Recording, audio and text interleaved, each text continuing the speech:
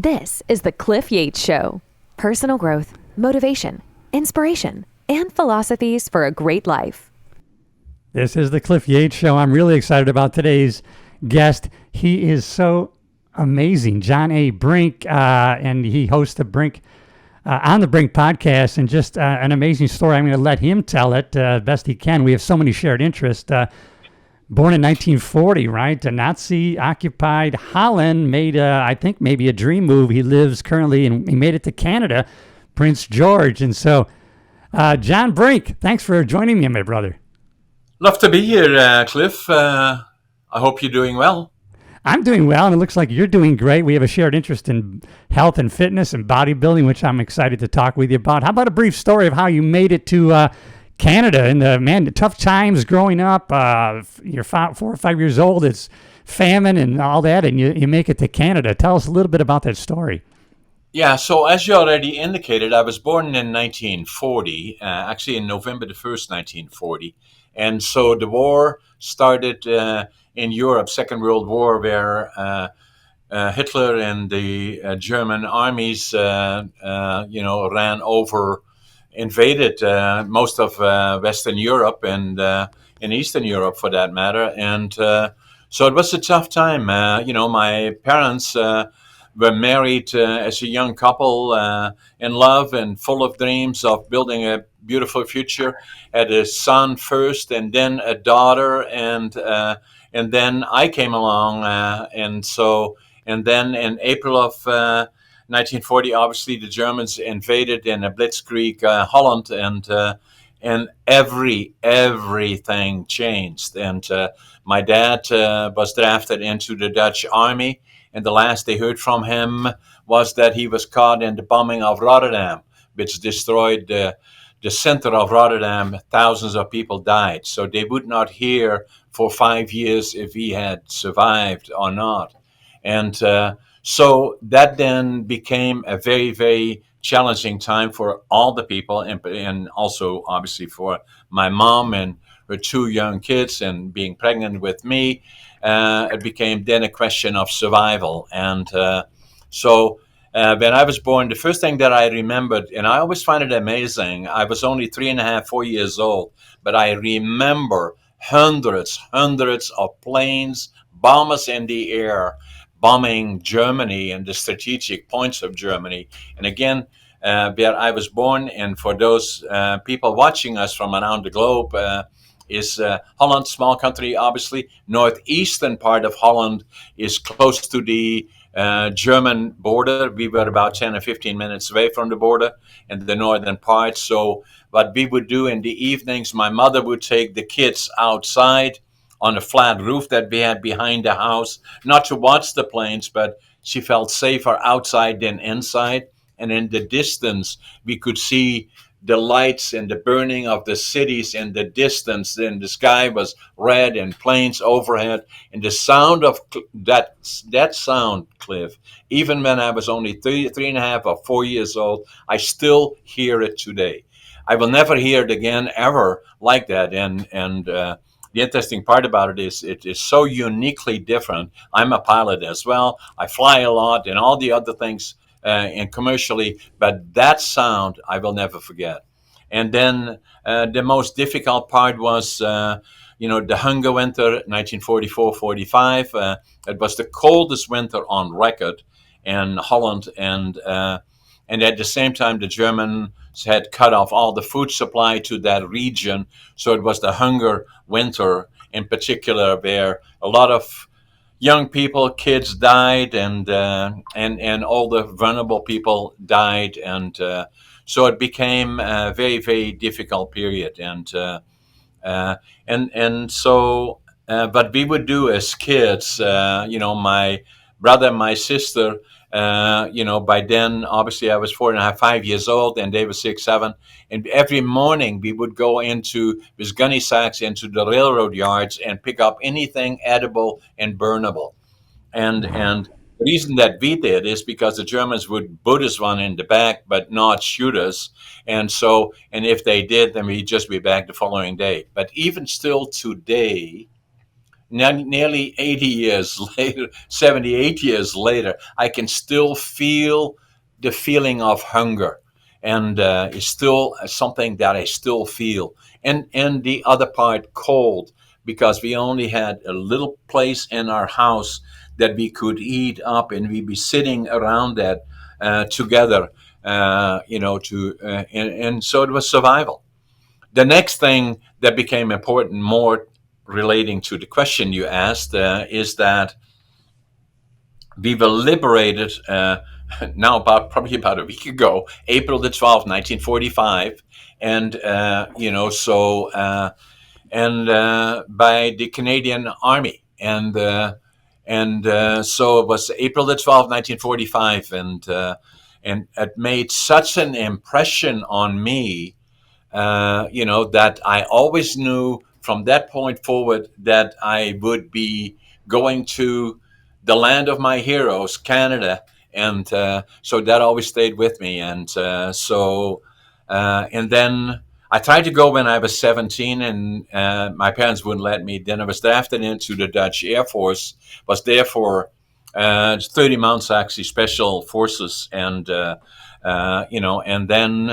worked in the lumber industry, and it will become clear a little bit later as to how my dad worked in the lumber industry. My grandfather was a master carpenter, and so I had the dream of going to Canada. I did then when I was 23. I wanted to start from the bottom with nothing, and then I wanted to build a lumber mill, and so so in July of 1965, on my way to Canada, I had one suitcase, 3 books, 2 sets of clothes, $150 Canadian when I left Amsterdam, flew into Montreal, took the plane. I couldn't speak the language, didn't know soul, didn't have a job. Flew into Montreal, took the train across Canada. That is a long, long way. Yes. 4 days, 5 nights. Arrived in Vancouver, because that's where all the timber is, in British Columbia, I knew. And went to the immigration office, and fortunately there was a German fellow there. I could speak, obviously, some German. And I told him what I wanted to do, and I said, I want to build a lumber mill. He said, go to Prince George. That's where they are building lumber mills and plywood plants and all of that kind of stuff. That's where the opportunities. So I took the bus, about 12, 14 hours, went to Prince George, arrived there in late July, and came off the bus, and I can now 6 years later, I can still virtually see it from here. 3 or 4 blocks from here was the Greyhound station. And I had my suitcase, I had my 3 books, my 2 sets of clothes, and I counted my money at least 3 times, and I had exactly $25.47. You're kidding me. Oh my God. And what'd you do? You made a plaque with that?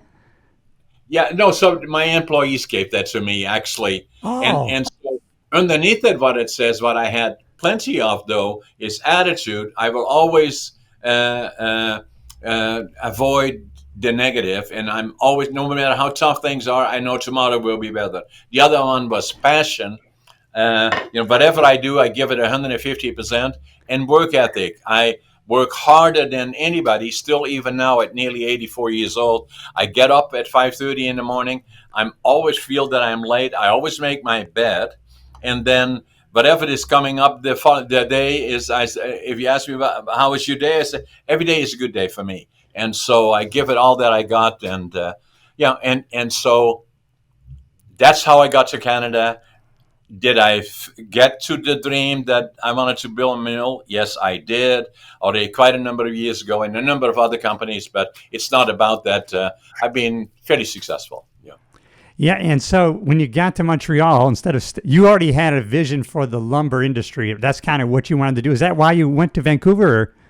Yeah, that's why I went to British Columbia, because that's where all the timber was. Okay. And my grandfather was a master carpenter. My dad managed a small lumber company, and so and then the other part to add to it, academically I was not a successful story. So I failed grade 3. Now, I don't know many people that failed grade 3, and then I failed grade 7 3 times, and they said, "What are we going to do with this guy? Maybe we'll send him." So some people, my parents were beautiful people, but they said, "Well, maybe what we should do with him is send him to the mentally challenged school." Fortunately, they didn't do that, and then they said, "No, let's just find him to get a career of some sort and working with his hands, that kind of thing." So they sent me at 13 to a furniture factory. I loved it, and I became a furniture maker. And so, hence my attraction to lumber. Oh, that's fantastic. Yeah, my uncle was he had a fix and finish business. He loved working with wood and just really, really loved it. So there's a relationship I'm just gaining that. So, the Canadian Air Force, or they were like your freedom people. So that's why you had an affinity, or you wanted to go to Canada, right? That kind of fed that dream to go there. Yeah, so what happened, Cliff, is that, in the summer of 1944, the Allied forces came in Normandy and then made their way through France, through Belgium, and then pushed their way through Holland, the west coast of Holland, through the end, and to push the German forces out of the Benelux and the Netherlands, and push them back into Germany. So by the time they were virtually, and but mainly the Canadian forces that worked on that area. The other Allied forces, including the U.S. Army, were doing other areas, but the Canadians in particular were active in the part of northern Holland. And, so they were the ones that liberated us April the 12th, 1945. And it made such an impression on me that it always stayed with me. And one of the things in particular that made an impression with me is that right behind our house in Holland, they had a small section of the Canadian Army Red Cross that was located there for about a month. And every morning, we as kids would go down there in the morning at the break of day, and they would feed us bread with in the cheese and butter, and the cheese and the butter was bigger than the bread. And everybody was called Johnny, and we all interacted. Well, we couldn't speak the language, but we did, so yeah. Did you guys? Did you speak? So you said you spoke. You spoke German. Is that what Holland spoke during that time? No, Dutch. But Dutch. because Okay, Dutch. so close to the German part that most people in Holland that close to the border do understand or speak German. And then later on in school they learn to speak English. Unfortunately, I did not go that far. I was finished fairly early in grade 7. So I didn't speak English, but I did have some knowledge about German. So people would know what the Nazis were saying, right? When they were talking, they could understand what they were talking about. But they were screaming at you, you mean? What's that?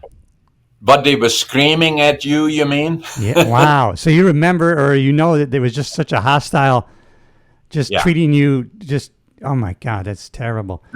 Well, that war is not. But I would say respectfully. But I would say some people, in a general sense, believe that if you get war, after the war is over, everything goes back to normal. I say no. That's not the way it works. It will continue through the generations that follow, in some cases, as many as 2 generations. And I very much remember that during the liberation period of seeing far too much that we should not have seen, dead bodies in front of our houses, people during the war were dragged out of their houses, sent to work camps. Number of people, Jewish people in particular, that were dragged out of their houses, sent to Germany, never to return. And a lot of people younger people in particular, that were sent to the work camps, would never return either. And so you never know what would happen next. And, God. And the anxiety of it, Cliff, in particular, PTSD as a result of that is still very much with me. Yes. The other part that became part of my life is the inner child, the little 5-year-old kid that only had my mom, because my dad, we didn't know he was dead or alive. And so that anxiety of losing her, I got counseling for it well into my 50s, actually, to deal with the inner child. So So the point that I'm making is respectfully that we see it now all around the world. We see it in Central Europe, in Ukraine, and what's happening there. This is horrible stuff. We see it in the Middle East, and and then a lot of times what I say, Cliff, is how lucky we are. And I do. I travel a lot for business. Fly around a lot. And when I fly over North America, the US and Canada, spend a lot of time there, I always sit by the window in commercial flights and I look outside and I say, it's paradise. Yes. It's paradise. How lucky we are. Yes. I love your story because, my wife was born in Cuba. She came in when she was 6. And much like yourself, her dad, saw these pictures of America. And so he signed everything over to the Cuban government, came with probably $25 maybe, and brought the family just of the dream of the United States. And every day, he lived to 90, very healthy. And every day he had an American flag somewhere. I'm pretty sure physically he kissed the ground every day. If he saw Ronald Reagan, he cried. And that's when I really started to become, this is back in the 90s, I started to become aware of how much more patriotic that I should be because I'm not as sensitive to what's happening. And in recent years, when my wife said, hey, we can't move to Florida because I got the grandkids and everything else. And then when we started shutting down, she said, no, this is communism. This is the first thing they do. I can't be locked down like this. And we ended up moving here. But I find, how do you, I'm going to have you coach me a little bit because I'm like you. I'm joyous, gratitude, everything else. But on the other hand, we have to pay attention to what's going on and really kind of maybe play a part in fighting to keep this paradise, right? Exactly. You see what they say sometimes, and with all due respect, I have a benefit that other people do not have. I was there. I have Yes. seen what it does in dictatorships. I've seen the ruthless management or what Hitler did Yes. to not only our little town, but around our neighborhood, our family. I felt it. And I believe that, that for those people that think democratic rule is not perfect, it isn't simply. No. It doesn't have to be, but it's much better than the alternative. And if we wonder about it, go to Russia, go to Cuba, go to North Korea, go to China, go to Venezuela, go to, and I can go on and on and on, and then look at it and saying that I love our countries. I love Canada. I love the United States. I'm just worried about that people don't fully realize that if we get a dictatorship, that is something that most people don't realize, but it can be and it would be brutal. And so I look at the United States in particular, that has been the example of democratic rule, starting with their constitution and 250 years ago. And it starts with we the people, and it became an example, and that's why I feel good to talk about it, and that's why I can talk about it, because I've seen it the other way. I lived it and saw the results of it, and then looking at the United States in particular and saying, with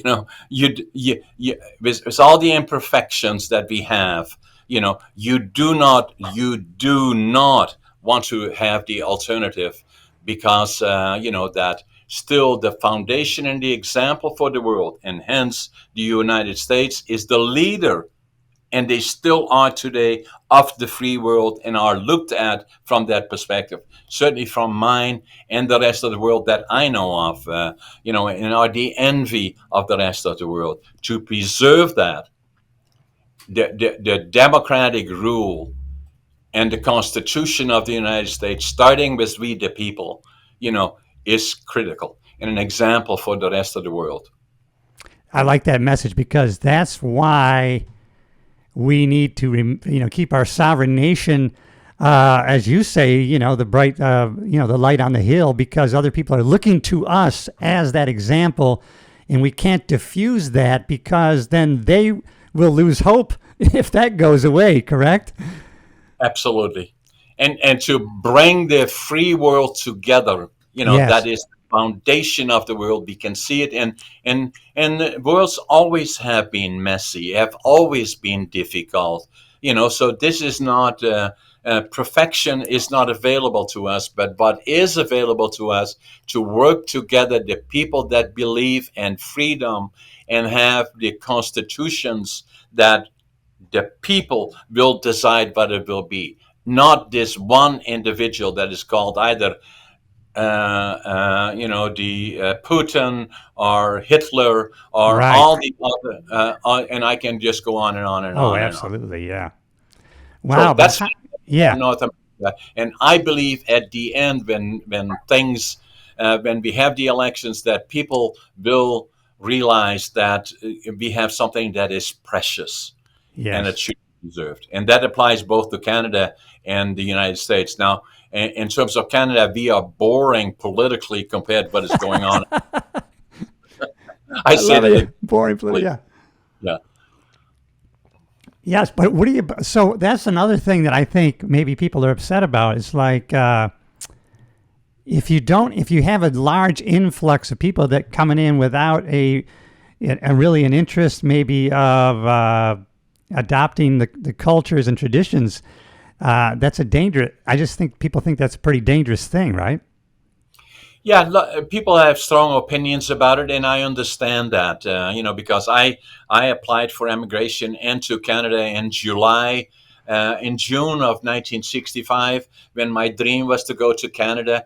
I went to the Canadian embassy in Holland, applied for citizenship, got looked at very very careful in terms of how do I qualify for it, got my landed immigrant status, and was very, very proud of it, and still am today.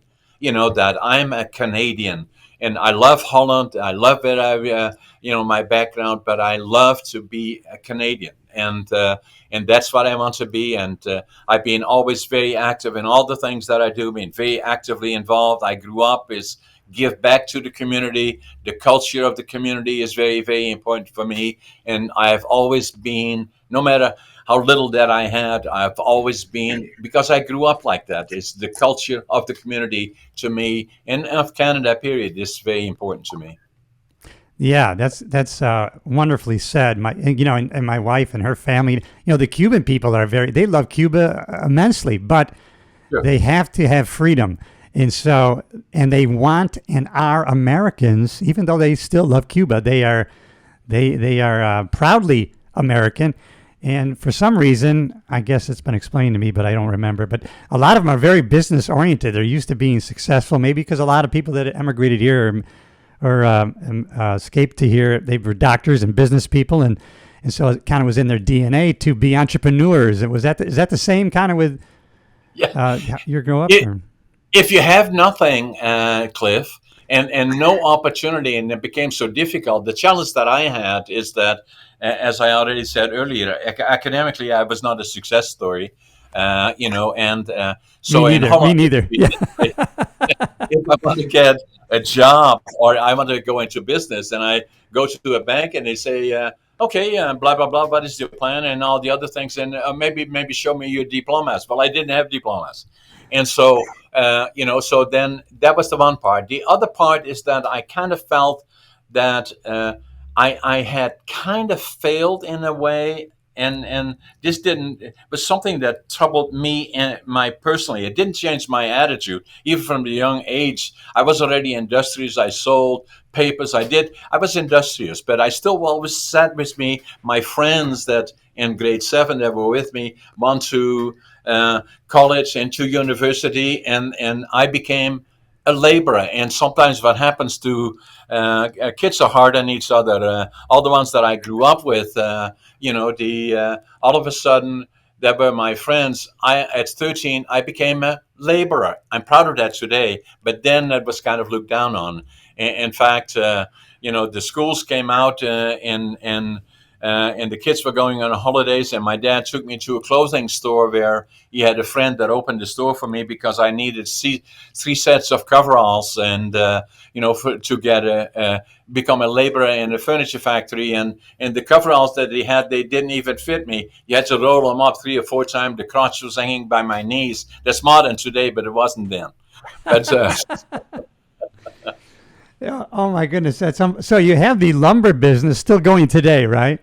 yeah, still going 50 years now. Yeah, so yeah, absolutely. And another business, you have other businesses going. Actually, I have 3 silos, Cliff. Is the one silo is lumber, and then and we have a number of lumber companies and lumber-related businesses. The other silo is warehousing, distribution, and logistics. And we probably the largest warehousing company in northern British Columbia. And then the other silo is real estate, both residential, commercial, and industrial. So those are the 3 silos that we are active in.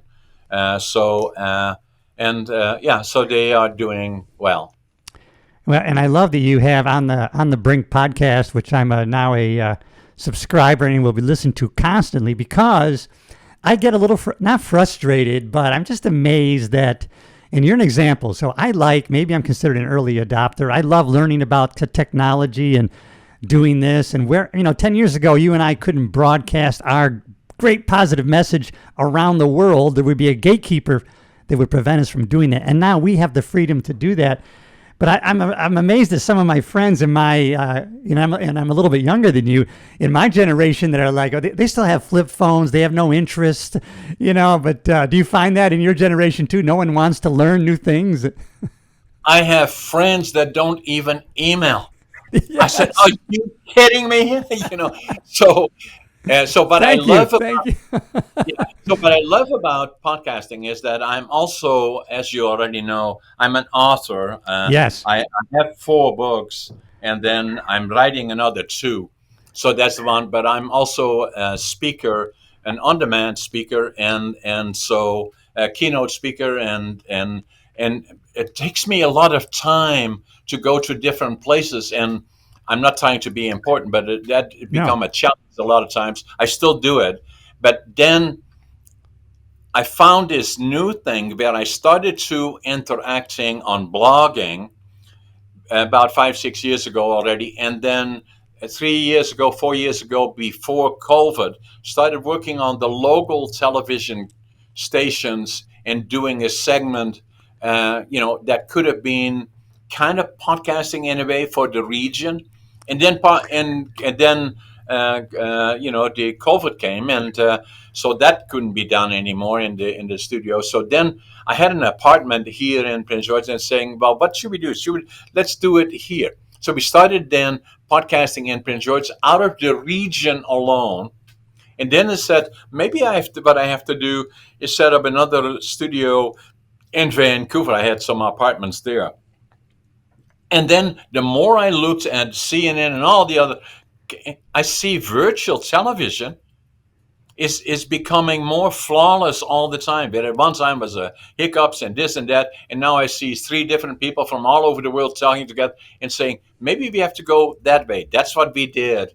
And today, like you and me are sitting here, you're in Florida on the southeastern point of the United States. Yes. I'm sitting the northwestern point, Central British Columbia, and at the same time, you and me having an amazing conversation about a lot of things that are of interest to all of us, and tens of thousands of people are watching us.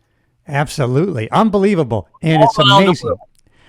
And All around the world. That's one reason. That's one way we're going to preserve freedom and fight for freedom, is by the information sharing, and no longer will be the privatization of important information.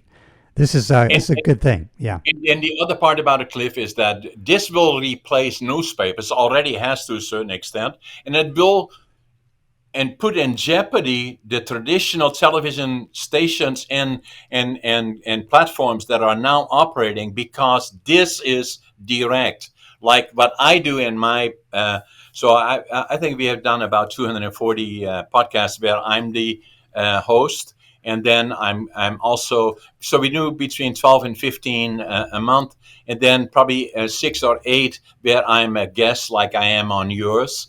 And then in our podcasting, what we try to do is get out our podcasting as we present it within 24 hours.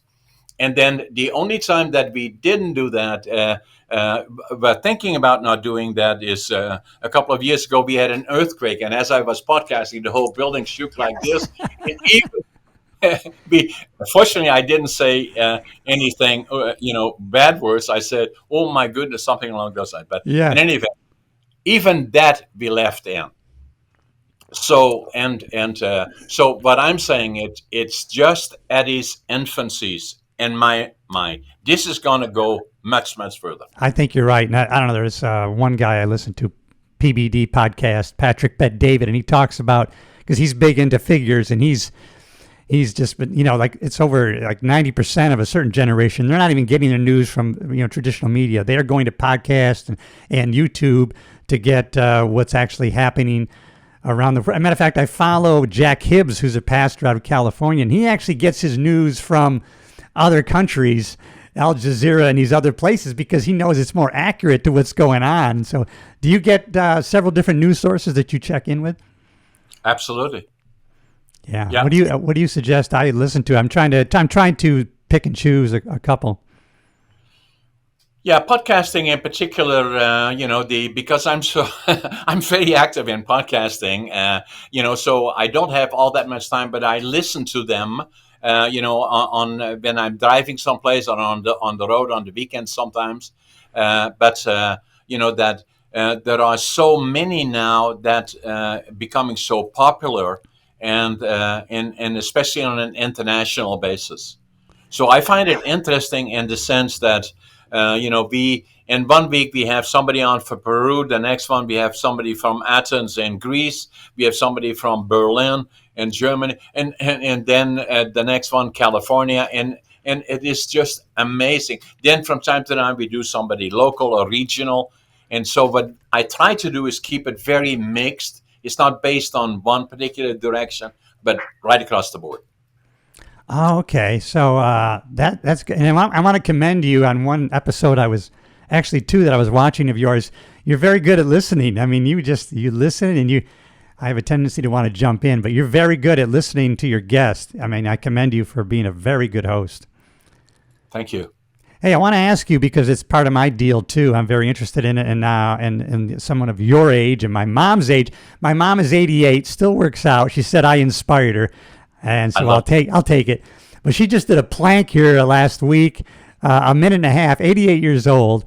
And so how did you get into health and fitness? And you're in amazing shape, I can tell. Interesting question, Cliff, because what I usually say is that it was not always that way. Everybody needs a shake-up, right? So Yeah. in 2008, I was 68. And I nearly died because I had a case of diverticulitis. And for some of the people that don't know what that is, I always say if it hurts on your right side, then it's like appendicitis potentially, or on the left side. And I'm not a doctor; I'm simply giving an opinion. On the left side, it is your colon potentially and diverticulitis. You go to the doc, and the doc likely would suggest to, change your diet a bit and eat more greens, and then it will clear up. In my case, it ruptured, and the toxins came into my midsection, and then you have about 48 hours before it starts to become a real crisis, and potentially could die of it. So I had a high threshold for pain. That's not good. And I got to the hospital, just on the borderline. And the doc afterwards said I came this close. And so that sent me a message. My wife is vegetarian and has been preaching to me always about healthy diets. And I was not bad, but not as good as I could be. So I thought what I have to do is go to the gym. And I do the same as so many people do. At the end of the year, they say, okay, I make a commitment. I'm going to do this, that, and the other thing, and I'm going to get a membership to the gym. And then within 2 weeks, you find 100 reasons why you can't go anymore. And then next year, you do the same again. I knew I had to get much more serious about that. So I hired a trainer, and Good. and Good. in the serious way went to the gym. Was there for about 6 7 years, and then by now I'm mid 70s. Then when somebody said, "Have you ever thought about competing?" Yeah. And I, me, yeah. He said, "Yeah." And so I thought, well, why not, right? And so we started getting ready for competition. Then the following year, in the spring, we got competed in Northern British Columbia. I came in second bodybuilding, third in physique. That qualified me for the provincials. Came in third and second there. That qualified me for the nationals and the Arnolds. Oh my So, goodness, that's so amazing. so Wow. it was then in my early 70s, competing with guys that the Masters competition was 55 and older. So I by far was the oldest one. They could have been my kids, but I still came in second and third, and on the provincial level. So, but that was the one. The other part was that I became much more serious about diet, and so from that point forward, I started focusing more on a plant-based diet, and then at the same time focusing on. And my wife was a big help, obviously, because she had been listening to that, looking at that for a long, long time. And so the combination of all of that has been the direction forward. Then obviously COVID came, that set us all back somewhat. And so right today, after this podcast, I'm on my way again to the gym because I'm training for 2025 again for the Arnolds. And so, but the other part that I'm doing is, why am I doing this? Another book that I'm writing that is coming out in July, Oh, and great. just on the final stages of it. And Oh my goodness. My mom's going to get that immediately. I'm going to tell you right now. Yeah. living young, dying old, right? So, Yes. and the message is simply this one: age is just a number. Correct. It's quality of life that counts. And that's why sometimes, with all due respect to my friends in the United States, I get so pissed off, I'm going to say it, No, me that too. these guys on the news, CNN, and all of those guys are saying, "Oh, this guy is 80 and he's dead," and it sounds to me that basically what they are saying is that when you're 80, you need somebody to hold your hand because we are on the way to your graveyard already, and you can fall over and die. I say I gladly come on your show, Cooper Henderson, or any of the other guys, Yeah. and so we'll have a check. How bad does it look when you're nearly 84? I mean, And so uh, it's just a number. my mom, 88, probably the best thing, not only does she when we were on our summer island, she started seeing my wife and I on the treadmill. She started walking on the treadmill probably when she was 70. And so now she still goes up and down the stairs like 5 times a day doing laundry. Now she's got nice railings and everything. Oh, you shouldn't be going up and down those stairs. Probably the best thing for her. And she's so young, I almost forget all the time. And I just, these people that, oh, your mom's still driving? Are you kidding me? She drives, she flies down here to Florida, she works out, she probably does 5 miles a week on the treadmill. And what do you mean she's still driving, for God's sakes?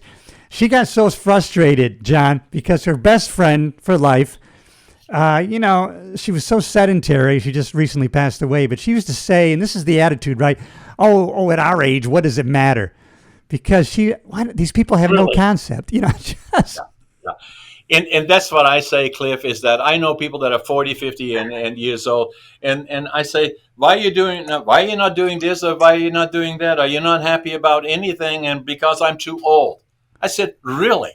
And if you tell yourself often enough that you just can't do it, you're too old for this and you're too old for that, and all of a sudden, what's the purpose of life? So so what I'm saying is, a lot of times I do presentations to young people in particular, Yeah. and when I do a presentation to them, I always talk about, that what are you going to do for a career? Yeah. They say, I don't know. I said, well, find out, because, it is so important, because I know so many people, and I think it was in the United States, they did a test of 75 people, asked them about how do you like the job. 75% of them said they hate their jobs. And the 70% of the ones that hated their job are looking for another job. And I say it is so important that for younger people, If you want to be a truck driver, talk to a truck driver. If you want to That's be a right. contractor, talk to a contractor. If you want to be a doctor, talk to a doctor. If you want to be a lawyer, talk to all those people, or an entrepreneur or whatever, right? Or the CEO. They Yeah. would love to talk to you. And so I felt I had to write a book about it. So I did. So because What's I the other say, one? Oh, finding your passion, I'm going to get that. All right. living the dream. I'm going to have all your links in the podcast description and also the show notes of the podcast platforms. I ended up in .com. what is it? JohnABrink.com. JohnABrink.com. You can remember that, and you'll have the links if you want to get it. Get John's books. I know I am. My mom's going to get all of them. I'm probably going to have to pay for that. No. I had in high school, John. What I'm going to do, Cliff, before we are done, I'll get Scott to indicate with you. I'm going to get you all three of them, and I'm going to sign them for you. What? And, oh, my goodness. Yeah, and then I'm going to give you a couple extra months for your mom. Then I'm going to send you mine, Deputy. It's going to be my memoir of my 35 years as a cop. So I'm going to give you an autographed copy. We might become friends if we keep messing around. You are already, Cliff. I know. Hey, John, when I was a kid, I had a how would you call it? An inferiority complex. I just couldn't put on weight. I was so skinny and made fun of, and I just became obsessed with bodybuilding. I got every powerlifting, bodybuilding magazine I could get my hand on, as a kid. And then I am going to Harrisburg and saw the Mr. Universe. And then I ended up going out to Los Angeles, the mecca of bodybuilding. I became a member of Gold's Gym in Venice, meeting Lou Ferrigno, Arnold, all those guys. I love it. And like you, I've been very consistent for about 50 years. I don't miss workouts too much, and it's not a problem. But like you, I was not quite into the nutrition because I just wanted size mentally. But it got me so far. And then in my late 50s, started feeling a little bit. My dad had diabetes, and then I started taking an interest in nutrition. And now I've married the two, and so I'm with you on all that. Yeah. This book in particular will be interesting on those topics. This one is coming out in July. And, so precisely talking about the other part that I would be amiss if I didn't mention it to you. The other book that I wrote is this one, ADHD Unlocked. And so I was already in 1997. I walked into a bookstore here in Prince George. And for some reason, I picked up a book, and the book's title was Driven to Distraction, written by Dr. Halliwell. And I still don't know why I picked up that book, why I opened that book. It was about ADHD. And I said, oh my God, that's me.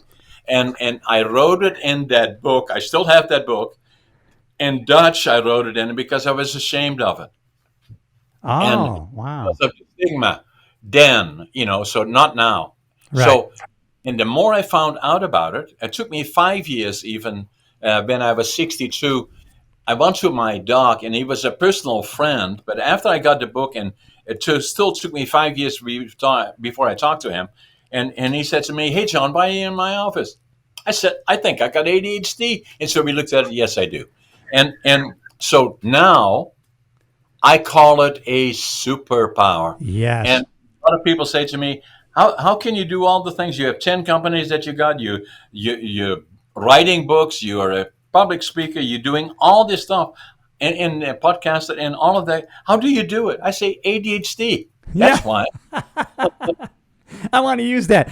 People say that to me too, right? They're like, why are you doing that? You don't have to. You got a pension. You got money coming in here. Why do you do that? For the joy of it. That's part of the reason you get financially free is you can now work for the joy of it and still be of service, right? And living the dream. Yes. Hey, have you heard of a man? I just graduated from his school. It's the Primal Health Coach Institute by Mark Sisson. He's in his 70s. Have you heard of this guy? No, I have not. But he believes in live and then you die. So we don't have to live, decline, and die. We can live until we die, right? Exactly like that. Because most people say the last decade of your life are the worst ones. I say yes. no. No. Just doesn't have to be that way. That's probably what he's talking about. That's That's what correct. I'm talking about in my book. Dino, No, I love it. yeah, Another guy, have you heard of a guy named Peter Attia? He's a doctor. yeah. Yeah, Seen his, yeah, I love him.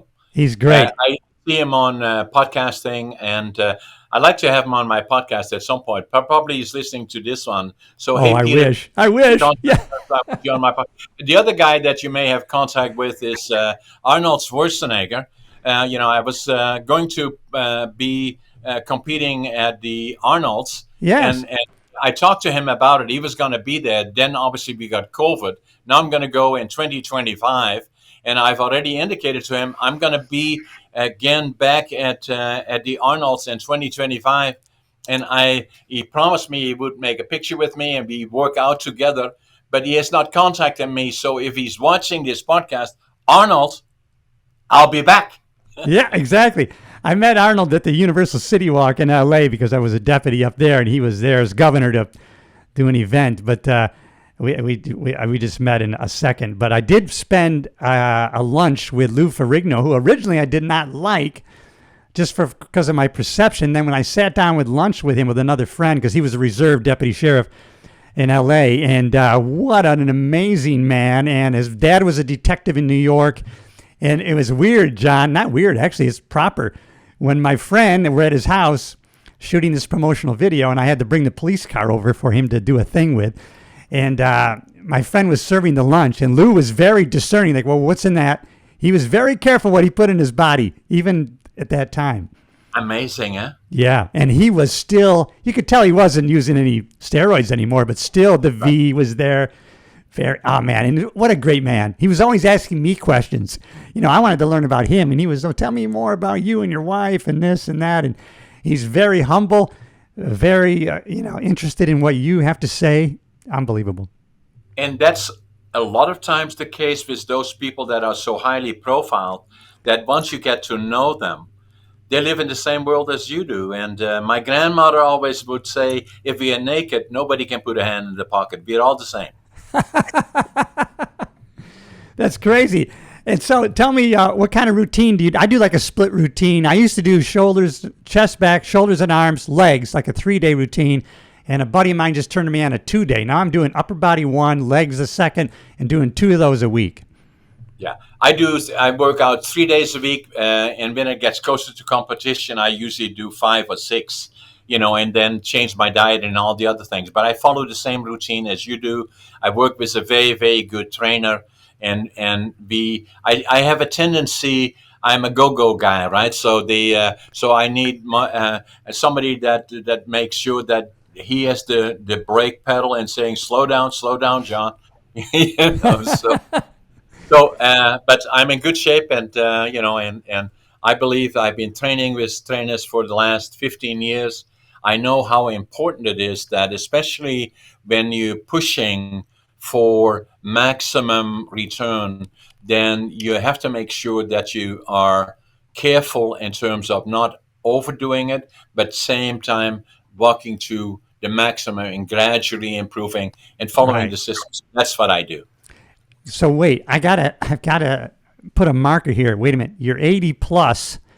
And you're competing still? You're still competing in bodybuilding? Absolutely. Oh my God! 84. I'm going to be at the Arnold's at 85. I'm the oldest competitive bodybuilder in Canada, and close to that probably in North America. Oh I my think it's God! old me actually is 90. I think 91. Who's that? Somebody in California. I think if you Google it, then you can find him. Yeah. Oh my God! Did you have any heroes in the bodybuilding world besides Arnold, or anybody you followed? Not particular. I always admire that anytime I go to the competition, Cliff, that it's always an experience for me, especially going to the national and the provincial. There may be as many as 250 athletes there, male and female, and a lot of people don't understand. And I say that respectfully, but they all earn to be there because it takes a lot of commitment in terms of diet and all the things that you do to get to those levels. So I have a great deal of respect for them. And then the other part is somewhat initially when you go for competition. When I started in northern British Columbia here, competed, you put in your little brief, shorts, Yeah. and you stand in front of 600 or 700 people. It's kind of Humbling. Yeah. Oh my goodness. to say the Yeah. least. But then you get used to that, and then it becomes automatic. So not automatic. It never is automatic. But No. what I'm saying is that you at least get past the point of being potentially embarrassed. You can be proud of who you are, right? Yeah. What's your normal? Let's say on a normal, you're not in a cutting phase, but your normal. What do you eat in a day normally? What I do is, I usually have 3 eggs and an avocado in the morning. Mid-morning, I may have a protein drink. And then at lunchtime, if I go work out, which I do today, Tuesday, Wednesday, Thursday, I usually have a protein drink and then another protein drink at the gym. And I go to Gold's here in Prince George. And so one of their protein drinks right after I work out, and then I have another mid-afternoon protein drink, and then I usually have a fairly good meal in the latter part of the afternoon, and that's my day. That's usually what I do. Yeah. And I eat a lot of salads, and and then as I get closer to competition, I'm very, very careful about it. It's mainly plant-based what I do, and I'm probably vegan to 80-20, I would say. And then the interesting part, my wife is, as I said, vegetarian. I do all the shopping for her as well, which is somewhat amazing for me to Yeah. do. But I stay on the outside of the store. I usually That's don't right. go. The outer side. Yeah. Yeah, I don't go to the processed food, although not all processed food are bad, but I stay out of the middle aisles usually.